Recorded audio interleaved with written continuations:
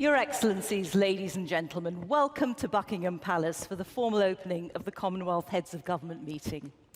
It's a great pleasure to welcome you to the ballroom, the largest room in the palace. It's a remarkable room, first used in 1856. It's the place where investitures and state banquets take place, and also where each year the Queen welcomes Commonwealth young leaders to celebrate their inspirational achievements, which we'll hear more about today.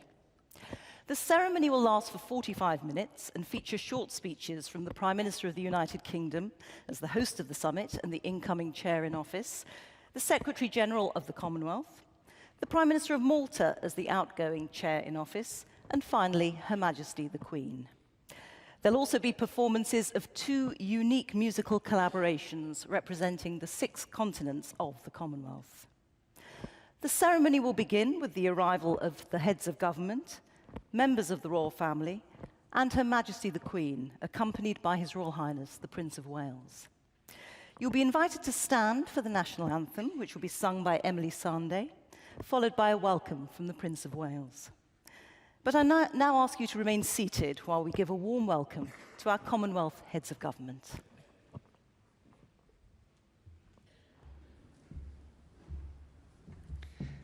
The Minister of Foreign Affairs of Barbados.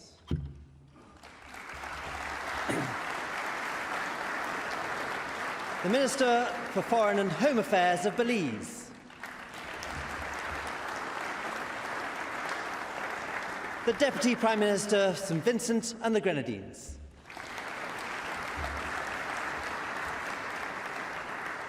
The President of the Senate of Malaysia.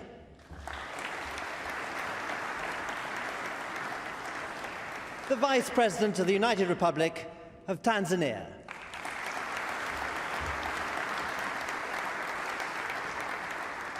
The Vice President of the Republic of Zambia.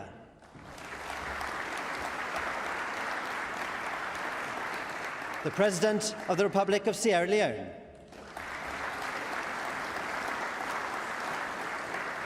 The President of the Republic of Botswana.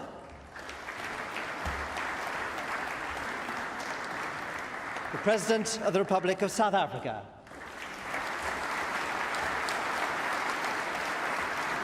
The Prime Minister of Solomon Islands. The Prime Minister of the Islamic Republic of Pakistan.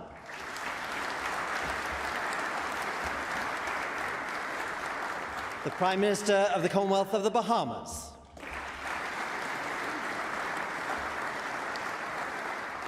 The Prime Minister of the Republic of Mauritius.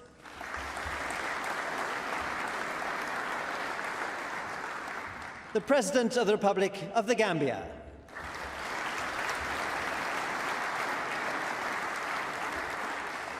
The President of the Republic of Ghana.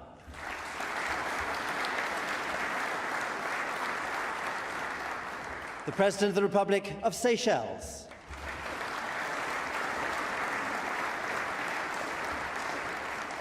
The Prime Minister of St. Lucia.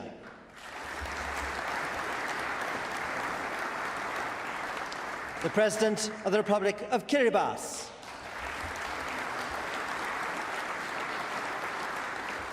The Prime Minister of the Republic of Vanuatu.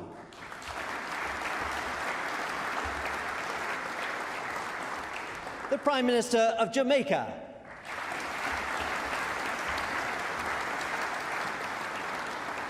The Prime Minister of Canada.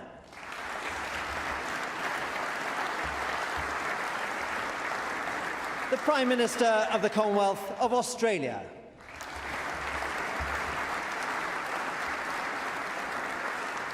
The Prime Minister of the Republic of Trinidad and Tobago.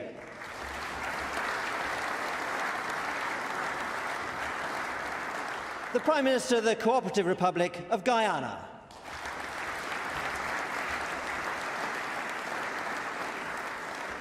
The Prime Minister of the Kingdom of Lesotho.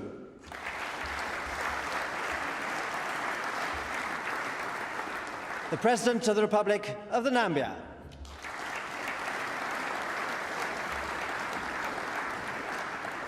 The Prime Minister of the Federation of St Christopher and Nevis.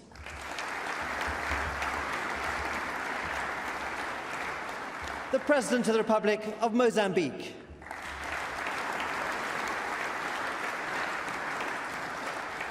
the President of the Democratic Socialist Republic of Sri Lanka,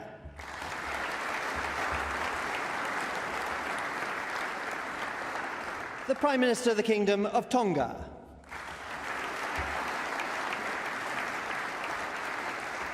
the Prime Minister of the Republic of Fiji,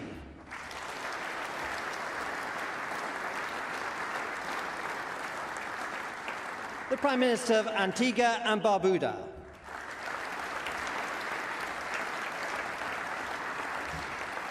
the President of the Republic of Malawi,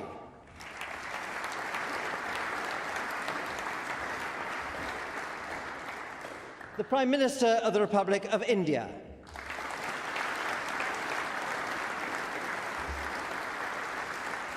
the President of the Federal Republic of Nigeria,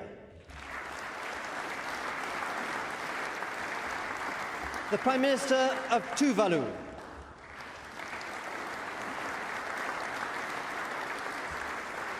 the President of the Republic of Nauru,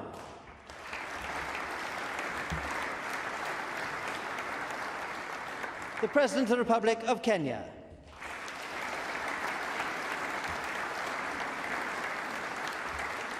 the President of the Republic of Cyprus,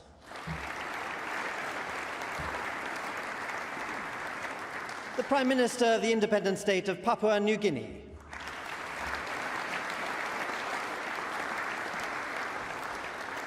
the Prime Minister of the Republic of Cameroon,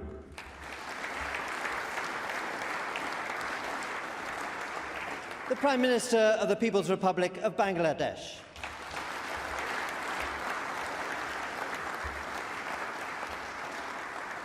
the Prime Minister of New Zealand,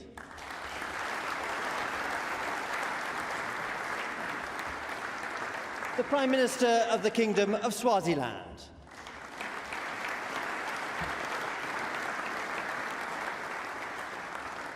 the Prime Minister of the Republic of Singapore,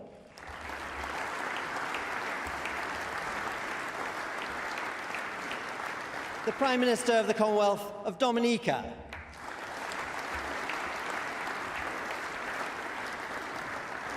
the Prime Minister of Grenada,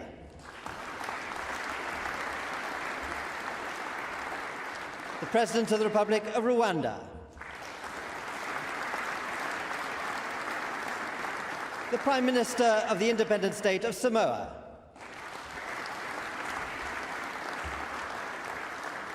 the President of the Republic of Uganda,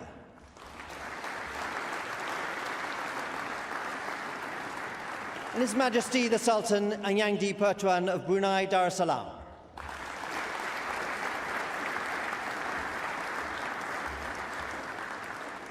The Prime Minister of Malta,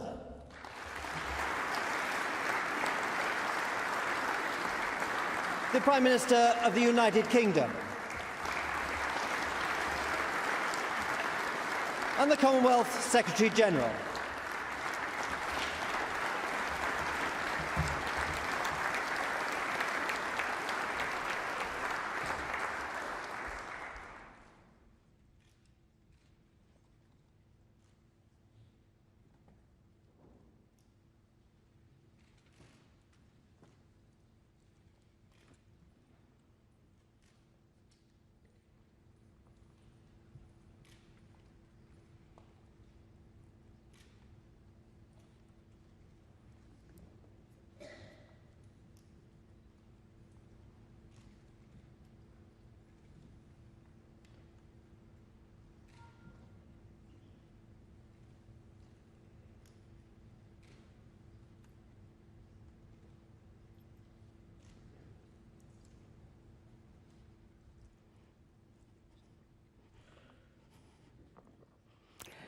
Thank you, and I'd like to extend a warm welcome to all of our Commonwealth heads of government. Your Excellencies, ladies and gentlemen, please stand for the arrival of members of the royal family, Her Majesty the Queen and His Royal Highness the Prince of Wales.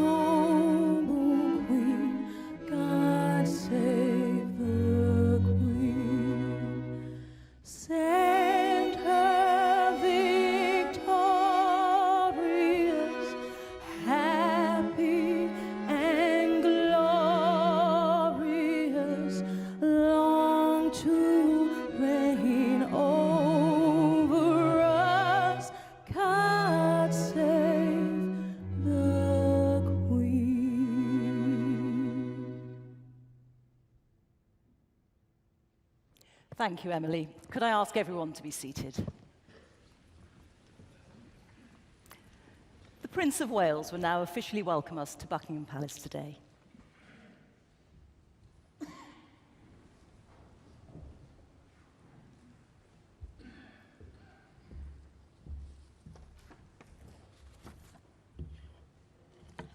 Your Majesty, Your Excellencies, ladies and gentlemen, it is a very special pleasure to be here with you all this morning and to join Her Majesty the Queen in welcoming each of you to Buckingham Palace for the formal opening of the Commonwealth Heads of Government meeting.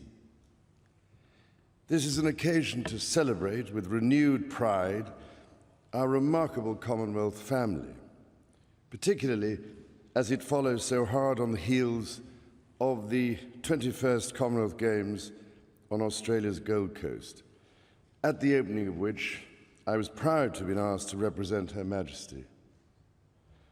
Witnessing this great gathering of 71 countries and territories and meeting their athletes in the Games Village was, above all, a moving reminder of the strong and affectionate bonds which we all share. For my part, the Commonwealth has been a fundamental feature of my life for as long as I can remember, beginning with my first visit to Malta when I was just 5 years old. I consider myself fortunate over the years to have been able to meet and talk with so many of the giants of the Commonwealth: Sir Robert Menzies, Kwame Nkrumah, Sir Keith Holyoake, Jomo Kenyatta, Pierre Trudeau, Kenneth Kaunda, Julius Nyerere, Lee Kuan Yew, and many more. On the foundations they laid, the modern Commonwealth has a vital role to play in building bridges between our countries, fairer societies within them, and a more secure world around them. And so, ladies and gentlemen, I pray that this Commonwealth Heads of Government meeting will not only revitalise the bonds between our countries, but will also give the Commonwealth a renewed relevance to all its citizens, finding practical solutions to their problems and giving life to their aspirations. By doing so, the Commonwealth can be a cornerstone for the lives of future generations, just as it has been for so many of us.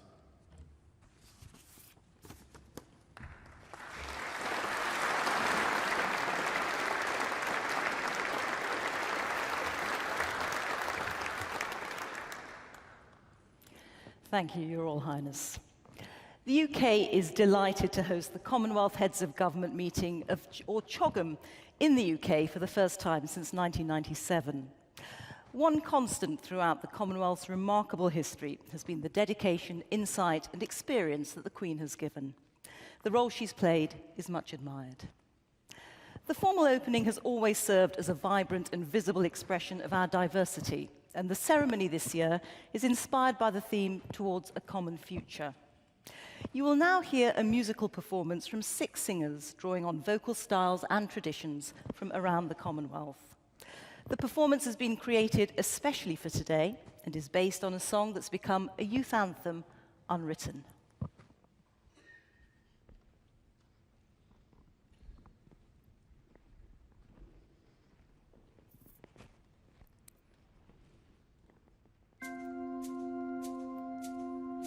I am unwritten, can't read my mind, I'm undefined. I'm just beginning, the pen's in my hand, ending unplanned. Staring at the blank page before you, open up the dirty window, let the sun illuminate the words that you cannot find. Reaching for something in the distance, so close you can almost taste it. Release your inhibitions. Feel the rain on your skin, no one else can feel it for you, only you can let it in. No one else can speak the words on your lips. Drench yourself in words unspoken, live your life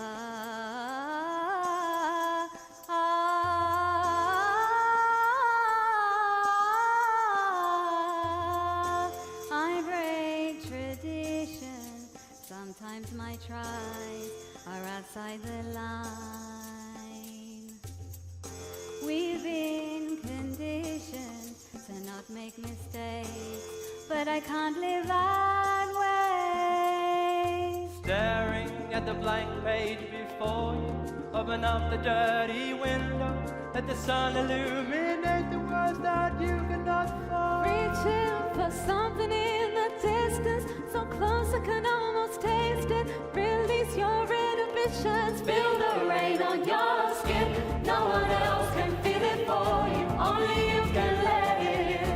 No one else can speak the words on your lips. Drench yourself in words unspoken, live your life with arms wide open. Today is where your book begins, the rest is still unwritten.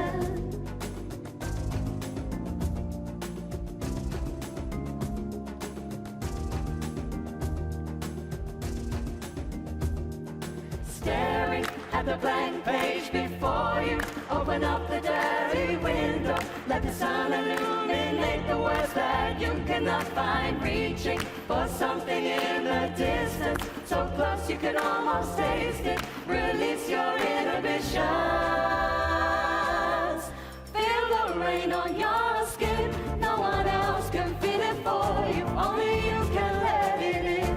No one else can speak the words on your lips. Drench yourself in words unspoken, live your life with arms wide open. Today is where your book begins, feel the rain on your skin. No one else can feel it for you, only you can let it in. No one else can speak the words on your lips. Drench yourself in words unspoken, live your life with arms wide open. Today is where your book begins, the rest is still unreaching. No one else can feel it for you. Keep reaching. No one else can feel it for you. Keep reaching. No one else can feel it for you. Keep reaching. Keep reaching. No one else.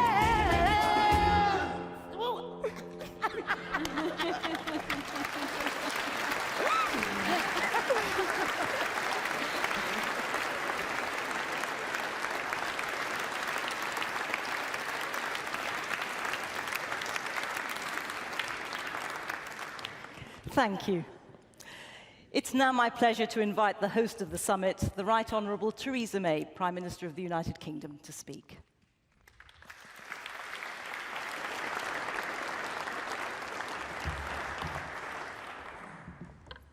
Your Majesty, Your Royal Highnesses, Secretary-General, Your Excellencies, ladies and gentlemen, I'm extremely proud to be welcoming you all to London, the first full Heads of Government meeting here in almost 40 years. I want to begin by expressing my gratitude to Prime Minister Muscat and his team. Thank you for your incredible hard work. You represent a Commonwealth truth that the size of a country does not limit its ambition and impact. I hope that over the coming days and months, we can build on the work you have begun as we forge a future for our common good. Over many decades, this organisation has brought together nations young and old, large and small, to celebrate our common bonds and to work to our mutual benefit.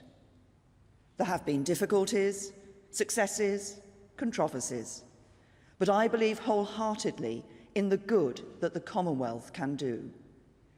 And this week, as young people from our many nations gather and contribute their views, our responsibility as leaders is to ensure their voices are heard and to build a Commonwealth that we can be proud to hand on to the next generation.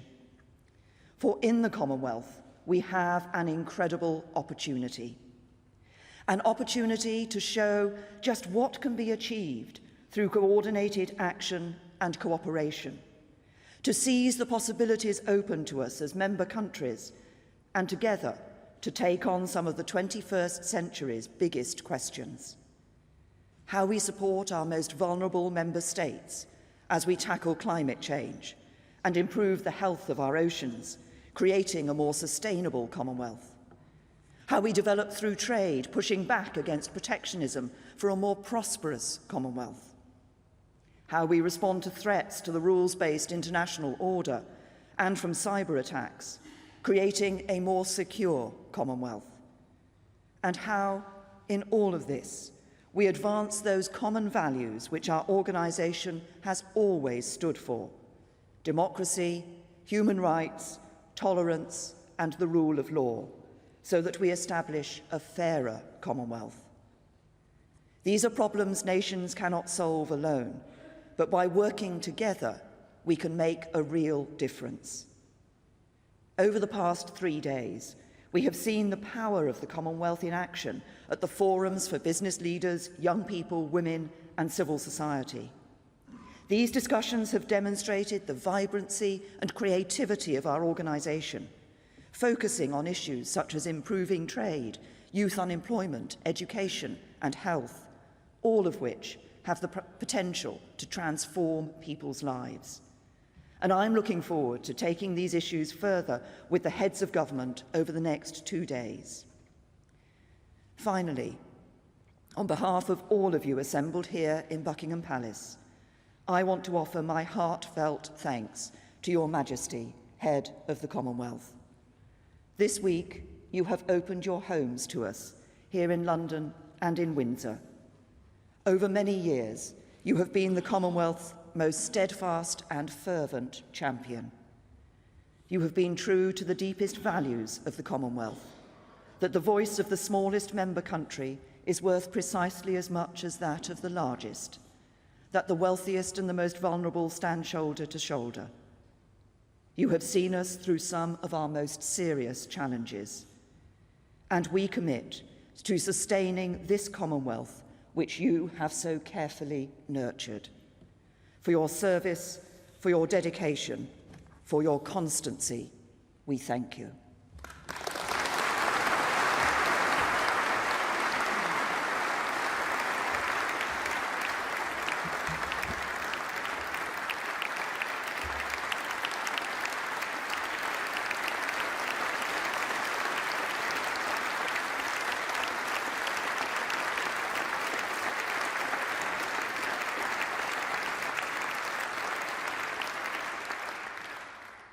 Thank you, Prime Minister. We will now hear from the Commonwealth Secretary-General, the Right Honourable Patricia Scotland.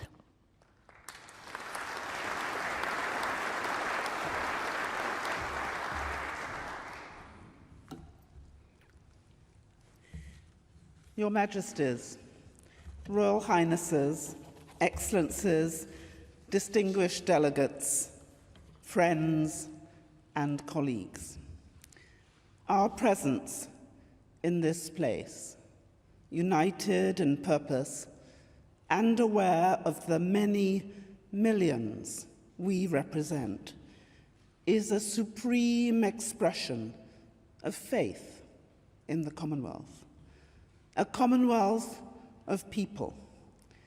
We have unparalleled ability to draw together streams of wisdom from secular sources and from diverse traditions of religious and philosophical thought and practice. Our values and aspirations are expressed in the Commonwealth Charter, signed by the Queen, head of the Commonwealth, to whom we owe an untold debt of gratitude, both as a symbol of our free association and through deep personal identification with the highest ideals of respect and understanding. Her Majesty has won a place of great affection in the hearts of people in all countries of the Commonwealth.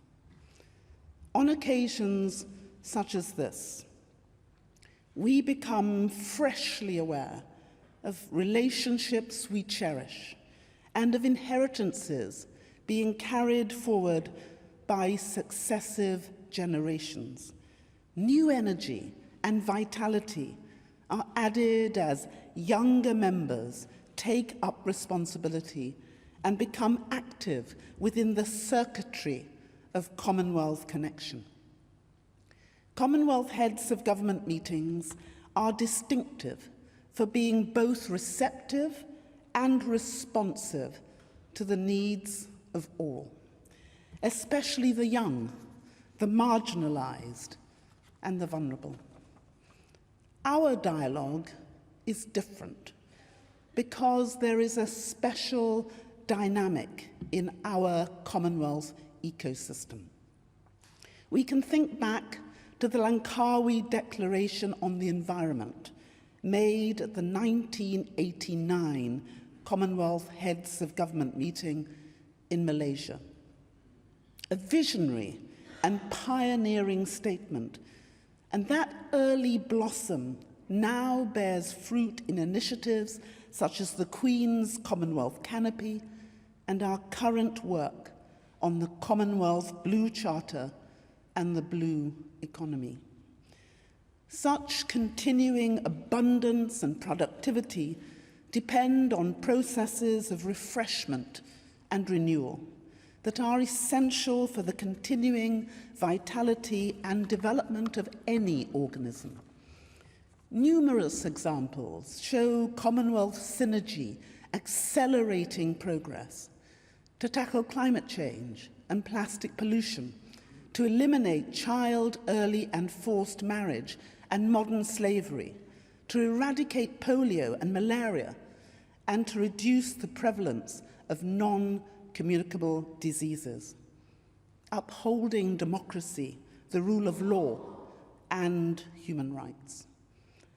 Hastening these processes, we now have the Commonwealth Innovation Hub and the Commonwealth Office of Civil and Criminal Justice Reform.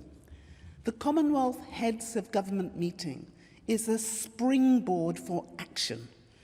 It is the launch pad that propels us onward, upward, forward, together.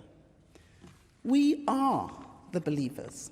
We believe in the Commonwealth. We have faith in the Commonwealth, that it will continue to adapt and thrive, becoming ever more fit for purpose, innovating and collaborating, united in our determination to be as responsive as we are inclusive, towards a common future.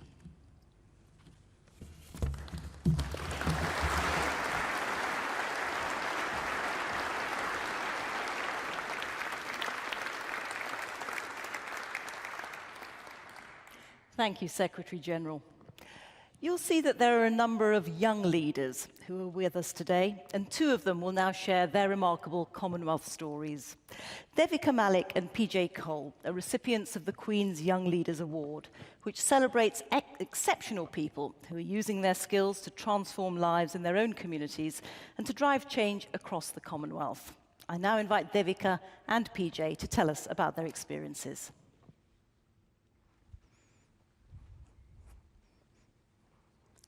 I am a para-athlete with a congenital disability. My mother, who also has a disability, became India's first female Paralympic medalist.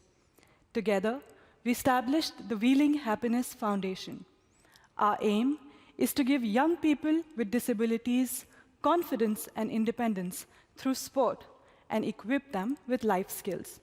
We also work with schools and employers to break down barriers of attitude as well as physical ones. It can transform lives. One of our beneficiaries, Shweta, was abandoned by her husband after polio progressed and left her unable to walk. With our support, she took up sports. Over the last 2 years, this single mother of two has emerged as a self-reliant sportswoman with national and international medals to her credit. As a member of the Commonwealth Youth Sports for Development and Peace Working Group, I have made connections with others in my field who share the same objectives. As a Queen's Young Leader, I have been able to meet and collaborate with young people making improvements in the lives of their own communities. Last week, at the Commonwealth Games in Australia, inspiring para-athletes were in action, achieving extraordinary things, demonstrating abilities beyond their disabilities. The Commonwealth is a pioneer in recognizing that the youth are leaders of today, not tomorrow. Young community leaders with disabilities gathered for a roundtable on Monday to discuss their vision for an inclusive common future. There is a growing commitment from Commonwealth governments towards empowering people with disabilities. My experience is testament that when people with disabilities have a voice, the society is a richer place. Thank you.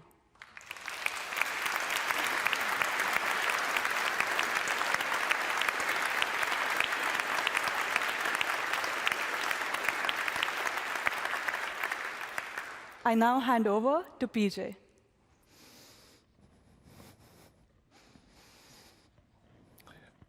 Thank you, Devika.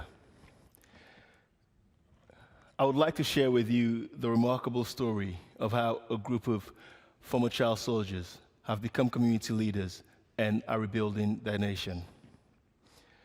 Back in 1996, moved by the plight of child soldiers in Sierra Leone, my parents invited over 800 young people into our lives. All were victims of war. Pulling them out of the conflict and into our home, I shared my clothes, food, and parents with them. Although they had committed many atrocities, my father had the vision that with the right support and education, these young people will go on to be those who would rebuild the nation in years to come. Today, a group of these former child soldiers with whom I shared my life are now standing shoulder to shoulder with me. And together, we're running 4 schools, a safe home, and a vocational training center. We're working with farmers, running businesses, rebuilding Sierra Leone.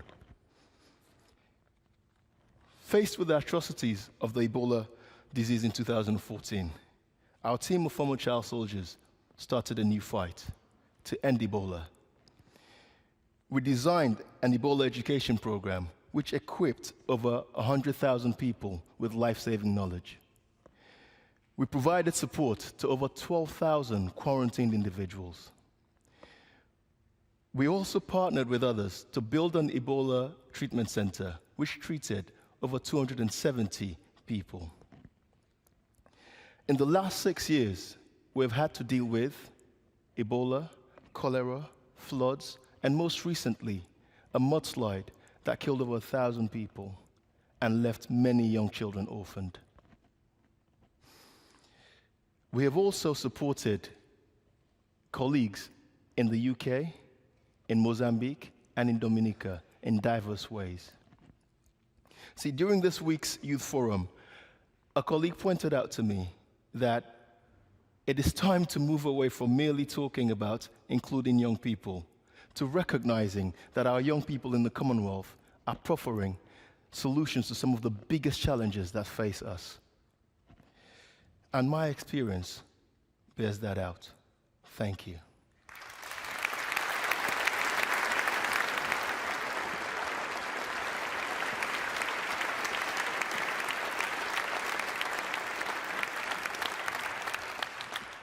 Thank you, PJ and Devika. Your courage and your determination inspire us all. I'd now like to invite Dr. Joseph Muscat, Prime Minister of Malta, to speak.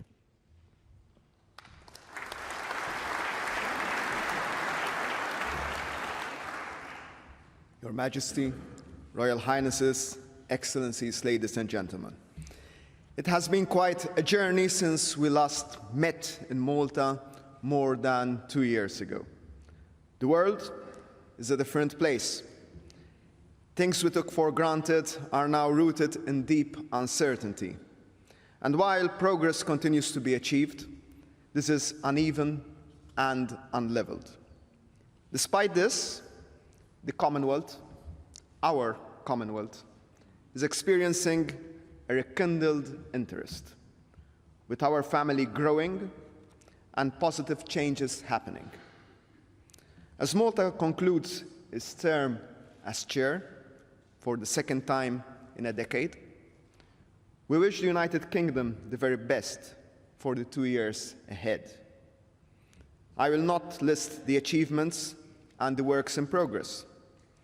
Instead, I would rather conclude our term by touching upon a central theme we addressed during our meeting in Valletta, that of equality. While respecting our different cultures and backgrounds, the Commonwealth must be a force that nudges and encourages its members to embrace this fundamental value. By standing together, our Commonwealth has fought proudly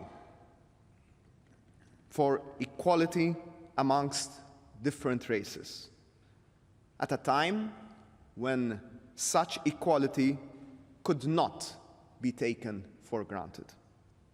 That is a feather in our cap. But we have to remind ourselves that equality is not a relative value. We cannot be in favor of one type of equality and ambivalent or against another. That is why Malta believes that the advocacy for gender equality and equal rights for the LGBTIQ community should remain firmly on the Commonwealth agenda, not to point fingers or cross swords, but to assist decision-makers, engage with communities, and promote best practices. We can register progress with brave steps taken in some of the members in our family, but there are still too many of our sisters and brothers who are criminalized, discriminated against, or even subjected to violence. If there is at least one takeaway from our term as chair, we hope it is this, and that the engagement continues. Finally, Your Majesty, allow me to thank you for your personal interest, the interest you take in our Commonwealth. As proud, independent nations, we look at your leadership of our family as an honor you are affording us. When your father, His Majesty King George, started what he started, you have not only continued, but also elevated to unprecedented levels.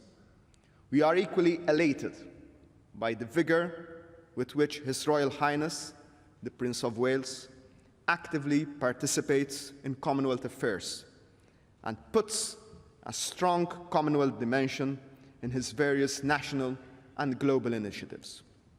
We are certain that when he will be called upon to do so, he will provide a solid and passionate leadership for our Commonwealth. Thank you.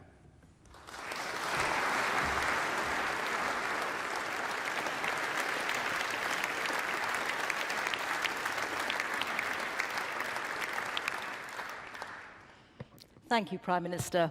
It's now my great privilege to invite Your Majesty, as the head of the Commonwealth, to address us.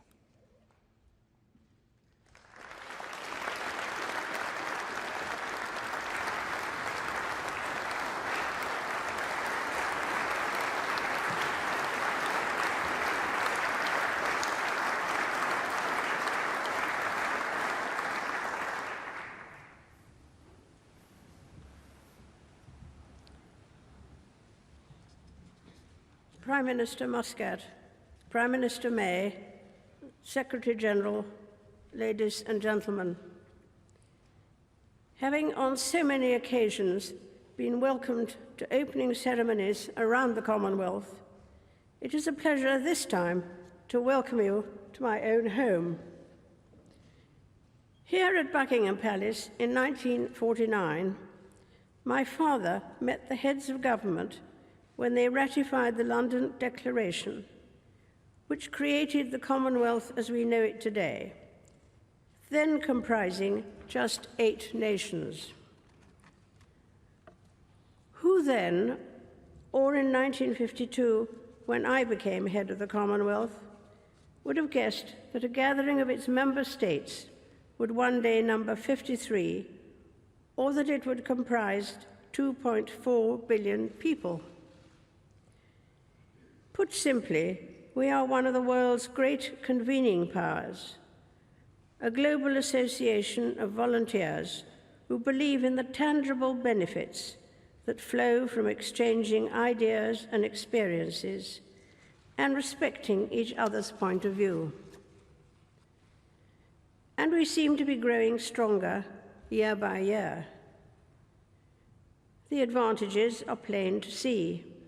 An increasing emphasis on trade between our countries is helping us all to discover exciting new ways of doing business.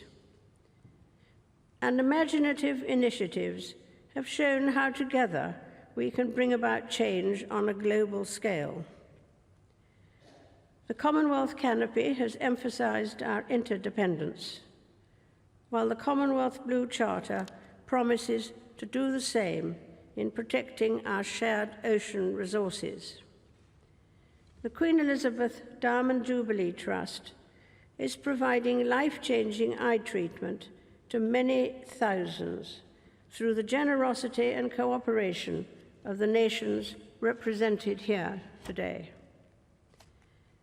My family and I have been heartened by these and many other programs in which we are proud to play a part.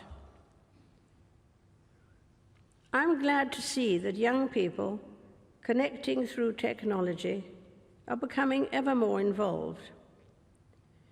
When I meet the young leaders of this century, I remember my own lifelong commitment made in South Africa in 1947 at the age of 21.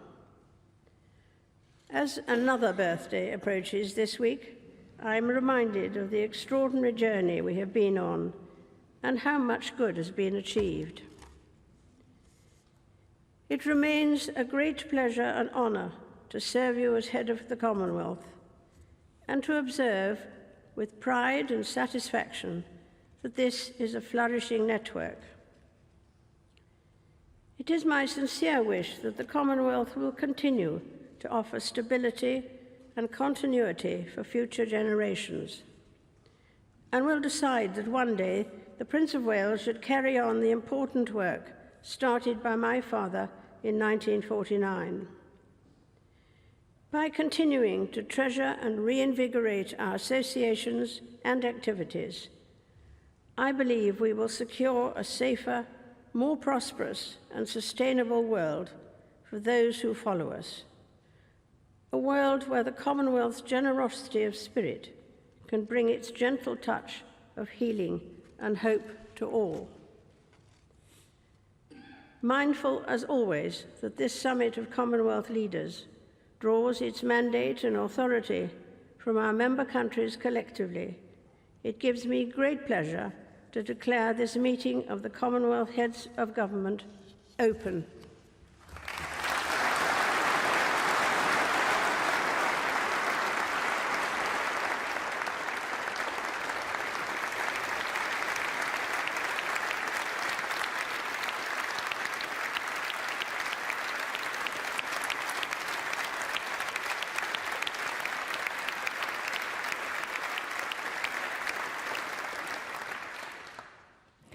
Your Majesty, thank you. We will now celebrate the Commonwealth's musical connections with an instrumental collaboration which draws on a range of folk styles and features musicians from across the Commonwealth.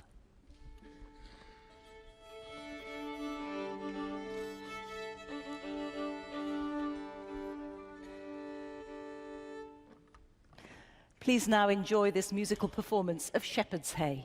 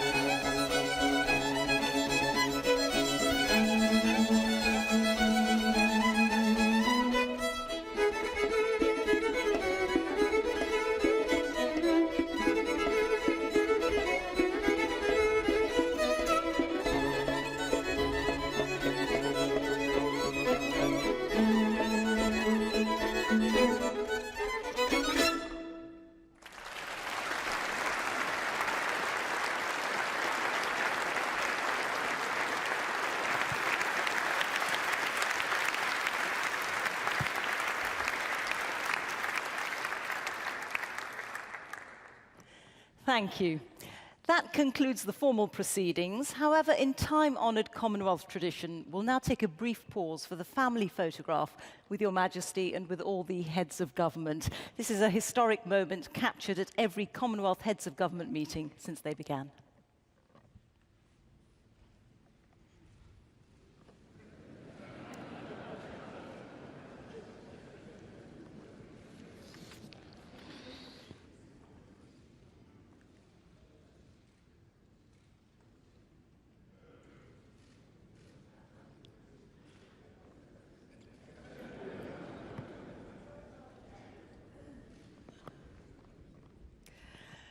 Thank you, Your Majesty, Your Royal Highnesses, Your Excellencies, ladies and gentlemen.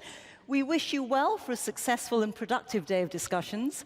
If I could now ask you to stand for the departure of Her Majesty, the Queen, members of the Royal Family, and our heads of government.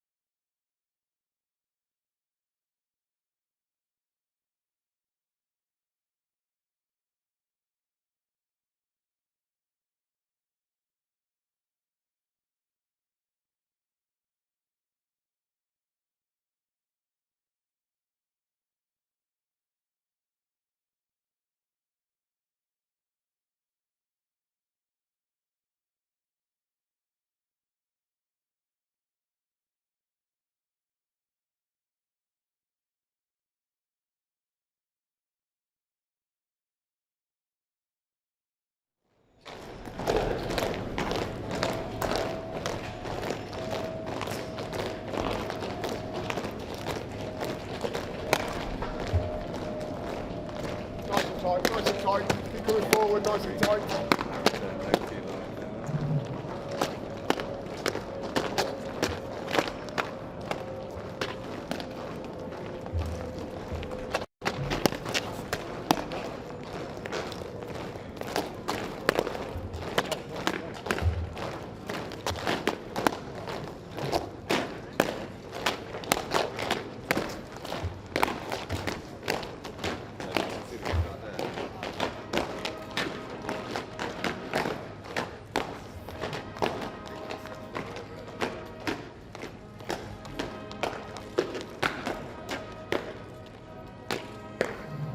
Bearers will advance.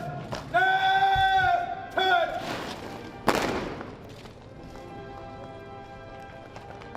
Bearers, on.